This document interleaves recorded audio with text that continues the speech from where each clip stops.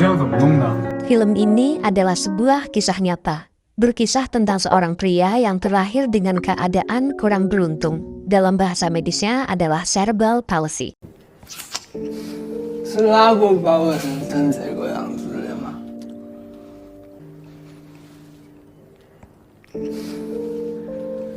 我这样是因为拉过吗？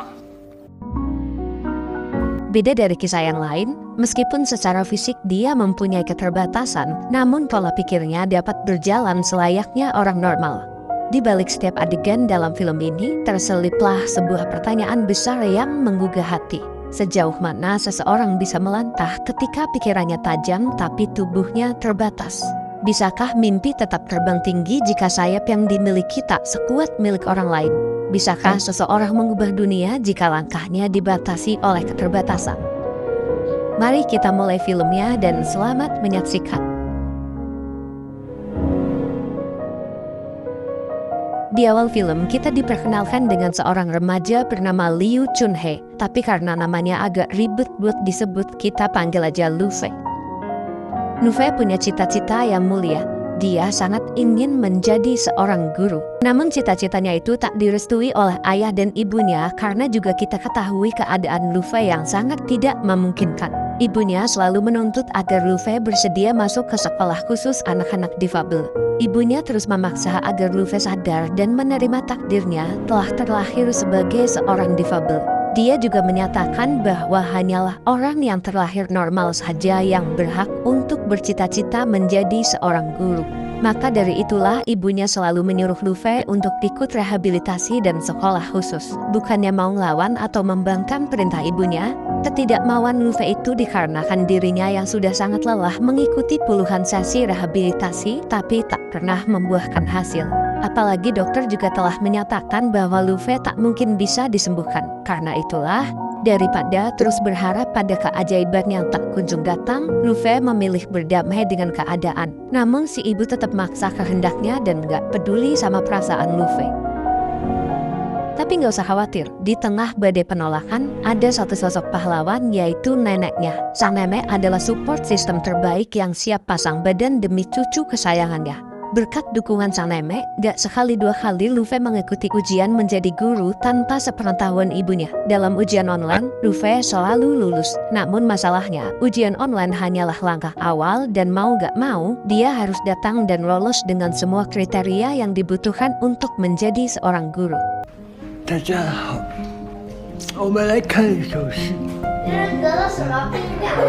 这诗的名字叫《苔》。 有没有同学知道？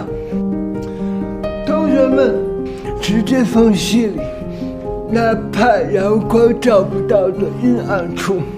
妈妈很喜欢呢。谢谢你今天过来啊，你真的讲得很好，但是我们确实也要考虑一下他的这个身体情况。他上了讲，妈妈很喜欢呢。是他都很喜欢。 对。 Setelahnya dengan kegagalan yang sudah berulang-ulang dirasakan, mereka pun pulang dengan menaiki sebuah bus. Dengan kebaikan hatinya, nampak Luffy yang memberikan tempat duduk untuk seorang ibu yang membawa bayi. Tapi bukannya berterima kasih atau minimal memberikan senyum manis, si wanita malah menunjukkan sikap diskriminasi dengan melarang anak bayinya yang sedang senyum-senyum memandangi Luffy. Hingga tak lama kemudian ada sesuatu yang menghalangi perjalanan bus tersebut.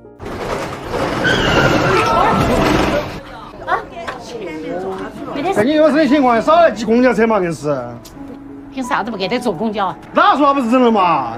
我还搞作文符号。给他道歉。你松开呀，这是啥呀？你给他道歉。耽误大家时间嘞。哪个说屁话？快点儿。你没跟那个意思呀？时间啊，大嘛。 Sesampainya mereka di rumah, Luffy makan bersama nenek dan ibunya. Nampak ibunya yang selalu bersikap dingin kepada Luffy dan neneknya. Bahkan pada saat Luffy menaruh piring ke belakang, terlihat neneknya menyarankan pada ibunya Luffy untuk memberitahukan kabar kehamilannya. Bagaimanapun, Luffy akan menjadi kakaknya dan berhak untuk mengetahuinya. Namun ibunya tetap berprinsip seperti es batu, keras dan dingin. Wah, setelah itu pada malam hari saat nenek masuk ke kamar Luffy, terlihat Luffy yang sedang menulis dan mengirimkan lamaran pekerjaan untuk kesekian kalinya. Tak mau melihat Lu Fei gagal berulang-ulang dan selalu merasakan kesedihan, neneknya pun meminta Lu Fei agar tak usah memikirkan pekerjaan dulu karena besok neneknya akan berkumpul bersama grup paduan suaranya dan berencana mengajak Lu Fei. Tak butuh waktu lama, Lu Fei pun menyetujuinya dan berencana akan segera tidur. Namun sebelum tidur, ibunya sempat masuk ke kamarnya dan berkata bahwa dia akan pergi dalam waktu yang mungkin lama. 可能有一阵子了。我和你爸爸有事要出去一段时间。不要想那么多。睡觉啊。 Singkat cerita, tiba di esok hari di acara kumpulan paduan suara neneknya. Terlihat Lu Fei yang sedang memainkan sebuah drum beduk dengan kemampuan terbatasnya. Tiba-tiba datanglah seorang wanita yang merupakan salah satu anggota paduan suara neneknya. Wanita itu bernama Sisi. Sisi adalah wanita yang penuh dengan sikap riang dan seringkali keberadaannya membawa aura-aura positif. Hal itu terlihat ketika datang seorang pria tua yang merupakan personil paduan suara. Pria itu adalah teman lama neneknya yang sebenarnya merasa risih dengan keberadaan Lu Fei karena baginya Lu Fei hanya mengganggu fokus latihan paduan suara. Setibanya di sana, si pria tua itu pun langsung menghina permainan drum dari si Lu Fei. 节奏也是乱的，用力都是错的。死了。 啥叫打鼓？面。好，我们晓得。演出之前。 Dan pada malam harinya di rumah, Lu Fei yang sangat tersanjung dengan perilaku wanita siang tadi langsung menulis sebuah puisi untuknya, sampai-sampai secara otomatis membawa wanita itu masuk ke dalam mimpinya.呀，你等我。你跑步还挺帅的。不仅会跑步，我还会翻跟头。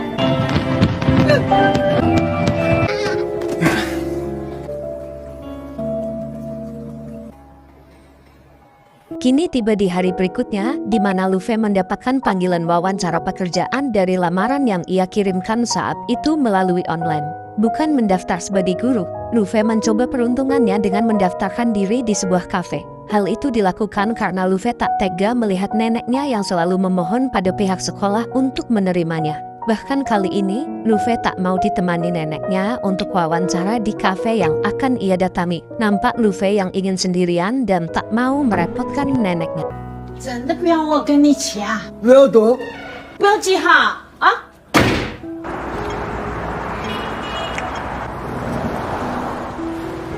Lu Fei berjalan sendirian menuju kafe yang dituju. Namun neneknya yang kita ketahui adalah support terbaik untuk Lu Fei dengan diam-diam mengikuti Lu Fei untuk memantau dan memastikannya akan baik-baik saja. 听讲这边有应聘的。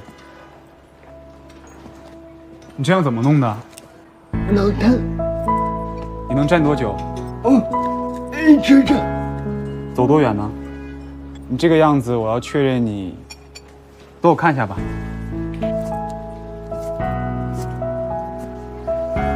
好，可以了，可以了。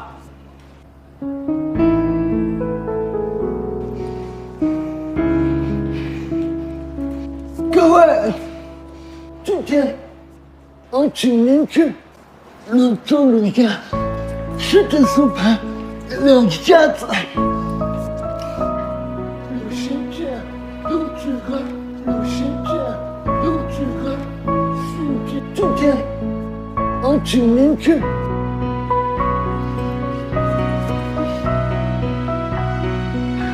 我是个普通人。 Setelah wawancara selesai, neneknya datang menghampiri Lu Fei dengan tujuan akan memberikan semangat karena udah pasti seperti biasanya Lu Fei pasti ditolak. Anehnya bukan berita penolakan yang didapatkan Lu Fei, melainkan 外婆，我要去开张自己的银行卡。你硬病上了，哎，什么货？ Dengan kebahagiaan yang sangat luar biasa, neneknya langsung mengundang semua teman paduan suaranya untuk merayakan keberhasilan Lu Fei mendapat pekerjaan. Dan kembali lagi terlihat wanita yang bernama Sisi itu juga menghadiri pestanya. Terlihat Sisi yang iseng-iseng main ke kamar Luffy dan tanpa sengaja membaca buku Luffy yang berisikan puisi untuknya. 这些诗都是你写的，你太厉害了吧！ 送给你。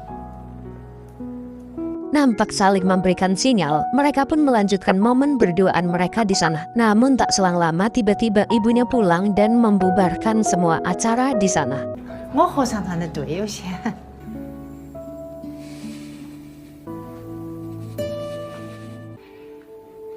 你在做啥子？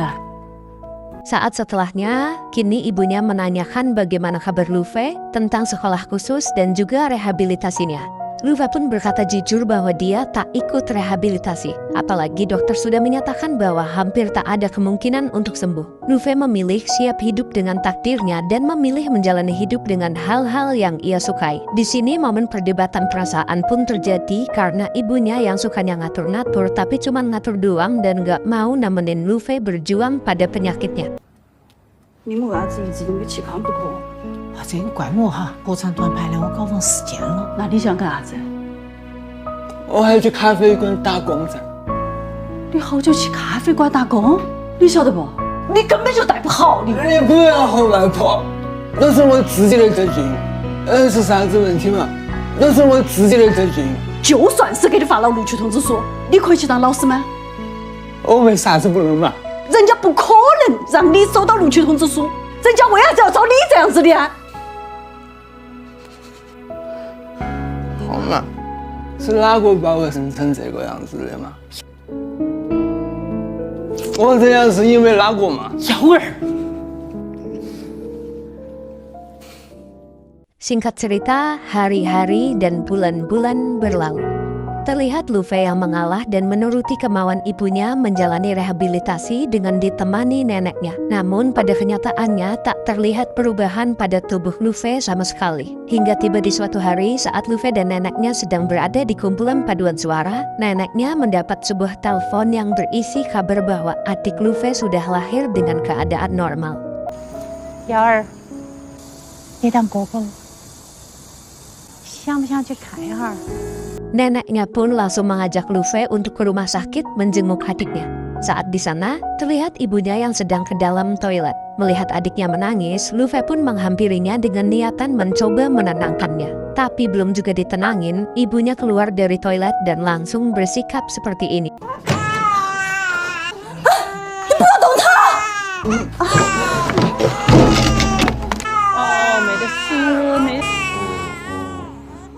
Akhirnya Luffy pun pulang bersama neneknya. Sambil menunggu bus malam, Luffy sedikit mengutarakan kesedihannya tentang kenapa tak ada yang memberitahunya soal kehamilan ibunya dan merasa dirinya tak dianggap sebagai keluarga. Pada keesokan harinya, karena Luffy sedang merasa kebanyakan beban pikiran dan hati, Luffy pun berniat mencari teman curhat dan mengajak Sisi untuk bertemu. Dengan curhatan yang telah diutarakan, Sisi mengusulkan untuk mereka berjalan-jalan saja agar tak terlalu larut dalam kesedihan. Akhirnya mereka berdua pun berjalan-jalan keliling tempat wisata di dekat sana. Merasa mendapat respon dan kesempatan, Luffy pun mencoba memberanikan diri untuk sekedar menggandeng tangan Sisi.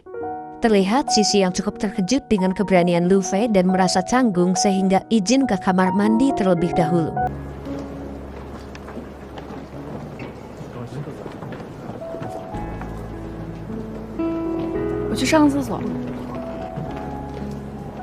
Ternyata bukan ke toilet, tapi Sisi yang pergi meninggalkan Luffy sendirian dan tak mau lebih dalam masuk pada kehidupan Luffy. Luffy pun menyadari bahwa Sisi sempat berada di sisinya bukan karena perasaan yang sama, melainkan tak beda jauh dari bentuk rasa kasihan dan sebatas keprihatinan saja. 而我是穿行于座桥上的刽子手，处决了情侣。 Setelahnya, Luffy pun pulang dengan patah hati terdalamnya. Dengan orang tua yang menelantarkannya, perasaan yang tak terbalaskan, Luffy pun tak tahu arah akan bagaimana dia menjalani hidup sehingga dia nekat melakukan ini.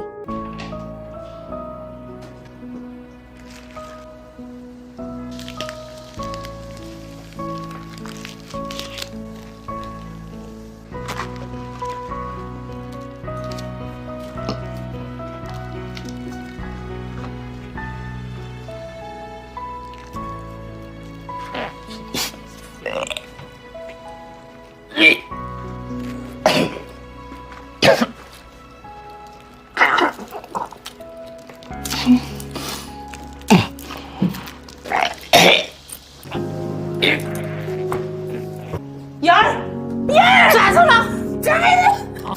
这是小屁儿！你很别！你放了张嘴呀！张嘴！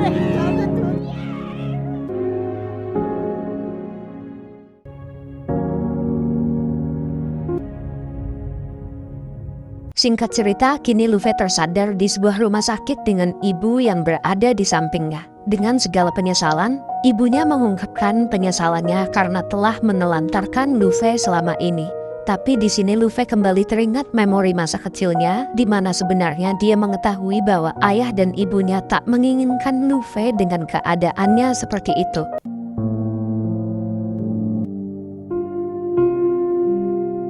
孩子跑到哪儿去？ 出去找呀。心眼儿。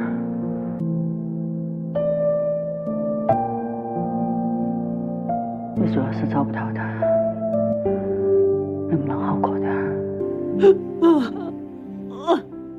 Singkat cerita, Luffy yang sudah pulih dari rumah sakit sudah kembali ke rumahnya. Terlihat dia yang sedang duduk di lantai atas rumah bersama neneknya. Neneknya menceritakan bahwa saat kemarin Luffy di rumah sakit, ada seorang tukang pos yang datang ke rumah dan mengirimkan sebuah paket.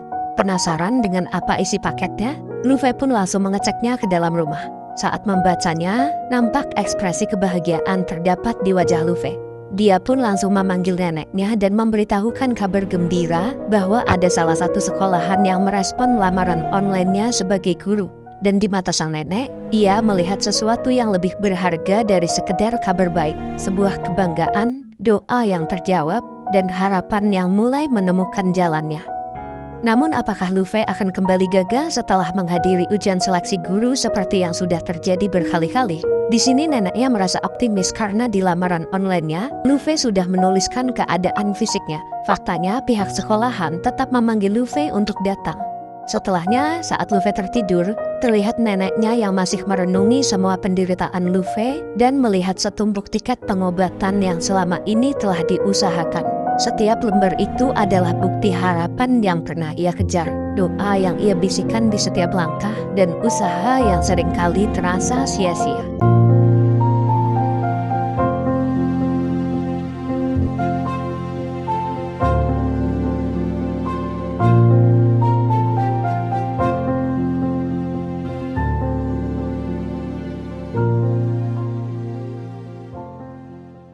Dengan kebanggaan yang tak terkendalikan, neneknya pun mengajak semua teman paduan suara untuk ikut mengantarkan Luffy ke sekolahan tertuju. Sesampainya di sana, nenek dan teman-temannya cukup dibuat bingung kenapa banyak kamera dan wartawan di tempat itu. Ternyata mereka baru mengetahui bahwa surat panggilan itu bukanlah sebuah panggilan yang akan menjadikan Luffy sebagai guru. Tak ada kelas yang menunggunya, tak ada murid-murid yang akan ia bimbing. Pihak sekolah hanya ingin ia berbicara, berdiri di depan banyak orang, membagikan kisahnya, menjadi inspirasi bagi mereka yang mungkin masih terbelenggu oleh keterbatasan dan keputusasaan. Tak merasa tertipu atau semacamnya, di sana malah nenek dan Luffy akhirnya menyadari dan menerima bahwa keinginan menjadi guru adalah sebuah ketidakmungkinan bagi kaum difabel. Tak lama kemudian, Luffy pun naik ke atas panggung untuk berpidato dan membagikan perasaan dan semangat juang yang telah ia lewati. 今天被突然通知了，我以为是我的投诉信起了作用，但很遗憾，我没有，永远都不会有答案。我在人群里跟各种各样的目光撞上过，有怜悯我的。 也有厌恶我的。当我看见，对这个世界来说，我只是想让你们看见，这都是完整的我。